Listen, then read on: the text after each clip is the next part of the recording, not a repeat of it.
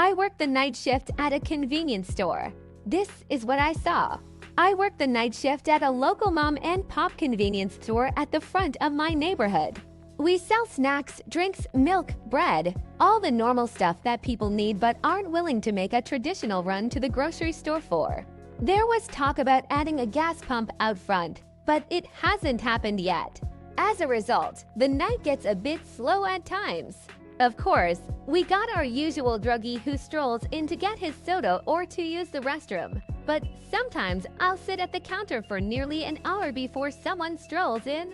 It can get a bit boring at times, but I've always got a good book or a YouTube video to keep my mind occupied. I'm supposed to clean the store in the slow periods of my shift, and I do, but that never takes me long. Each night, usually around 1-2 a.m., I finish the chore list and find myself surfing the web or plop down enjoying some novel. The night of the encounter was like any other day. It had been slow. The store was quiet. No one had come in for an hour. I was rereading my favorite Stephen King book when I heard a thudding sound coming from the inventory room. I jumped at the noise. I know, not very manly of me, but I hadn't expected it.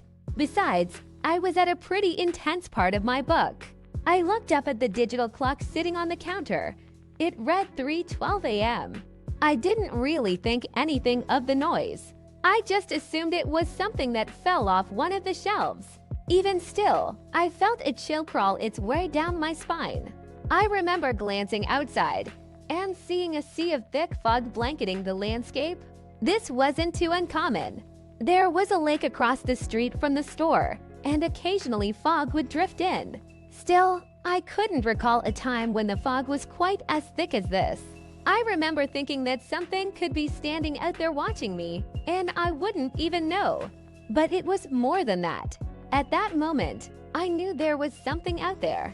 It was instinctual, a primal sense developed over years. The hairs on the back of my neck stood up, and goose flesh began to break out all over my arms. I was too frightened to get up from my spot at the cash register. I knew that I ought to investigate the sound in the back room, but I couldn't get my body to respond. I sat there, unable to look away from the glass front door, trying desperately to peer through the thickening fog.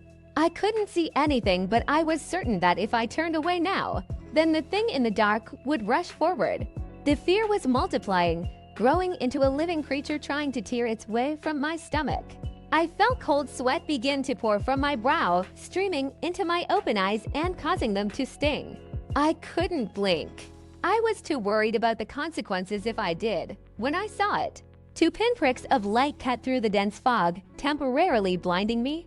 My panic rose to a crescendo, and my heart beat out of my chest. I half ducked behind the counter when I saw the figure approaching the door. My hand slid across the underside of the counter to find the panic button that would alert the police when the door swung wide. A burly man in a green jacket and black pants came strolling in, an amused look on his face. He looked at me, raised an eyebrow and said, "Hey mister, you okay? You look like you've seen a ghost." I sighed and felt a physical weight lift off of me. I looked at him and said, "Yeah, sorry man. You just startled me, couldn't see you approach the door until you opened it with all that fog out there. Hey, I hear you there." I could hardly see the road in front of me. Honestly, it's a bit unnerving out there. It makes you think some strange thoughts, said the man, looking a bit pensive. Right, I could have sworn that someone was out there. I mean, I guess you were, I said with a nervous laugh. Yeah, I was. It's nights like this that makes one think, said the man seriously. I felt uncomfortable with his answer. He just remained there motionless, staring at the door to the back room. I still hadn't investigated the noise in the back, and the man's blank look made me feel uneasy. The silence in the room was beginning to weigh on me, and I couldn't take one more moment of it. I asked, "Think about what?" The man smiled a toothy grin and said, "Life, death, and all the moments in between." I try not to think about the first two too often. After all, who can truly know? Anyone can, if they are willing to pay the right price for it, said the man, a hungry look gleaming in his eyes. You might be right. There is always a price to pay for knowledge. I mean, I'm pretty sure Adam and Eve learned that lesson, and aren't we still paying for it today? True enough, I suppose. But how is one supposed to live when one doesn't know the reason for existence? Asked the man. I guess it is our duty to do the best with what we have in front of us. And damn the truth her, replied the man. What truth? No one's truth is true. Many claim to have the answers, but few have more than just hot breath.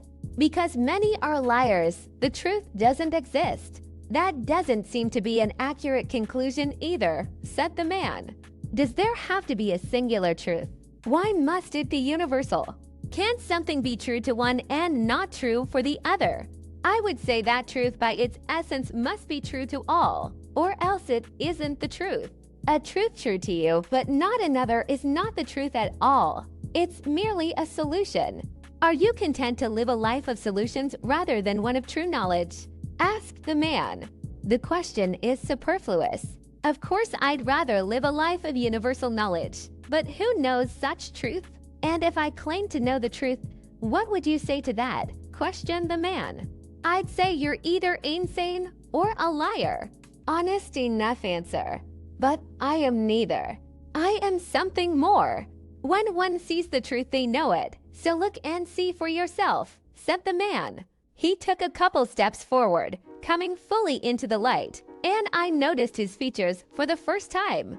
He had a severe look, a hawkish nose that looked as if it had been broken at least once.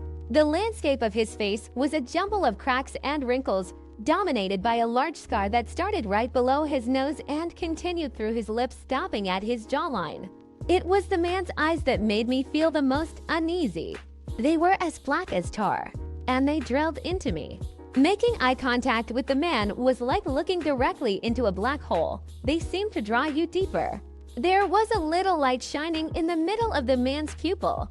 I watched as it bounced and glowed, coming closer then drawing away. It was as if it was beckoning me to follow. When I saw that gleam, I wanted nothing more than to follow it, and damn the consequences. There was a beauty to the way it pulsated that held me captivated. I looked and saw and knew that there were secrets to be found in those depths. I also knew that if I followed the light, there would be no coming back.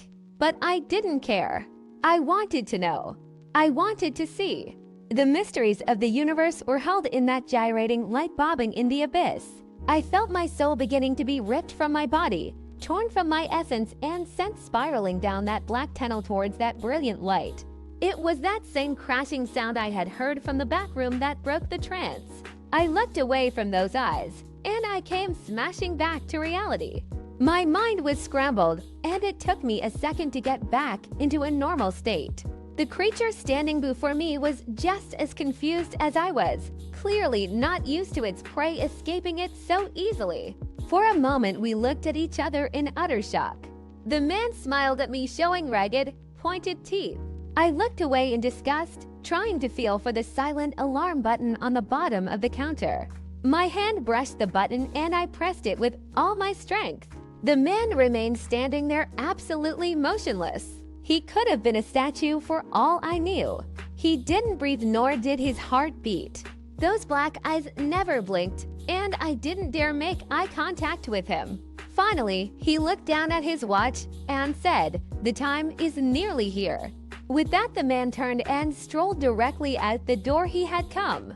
I watched him walk casually into the fog. I couldn't see clearly, so I'm not entirely sure what I saw.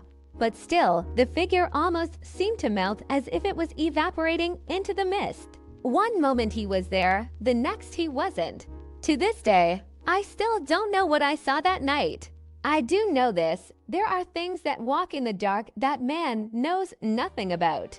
It's best to avoid certain watches of the night.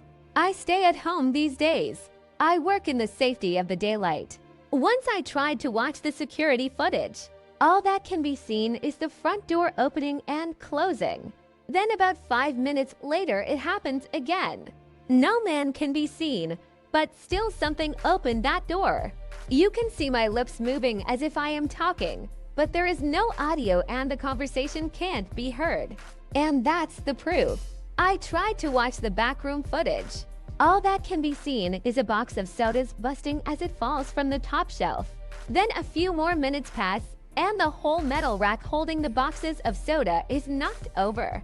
I don't know what saved my life. I do know this: I am still alive, and I intend on staying that way. I'd like to be able to explain to you what happened that night, but I am just as in the dark as you might be. Stories are supposed to wrap up nice and neat into a perfect little ribbon. But when does life follow those rules? We each live and die on this rock. We love, we hate, we fight, we make peace, and many of us don't even know why we are here. I don't claim to know the answers. All I know is this: I am still breathing, and some answers aren't worth the price.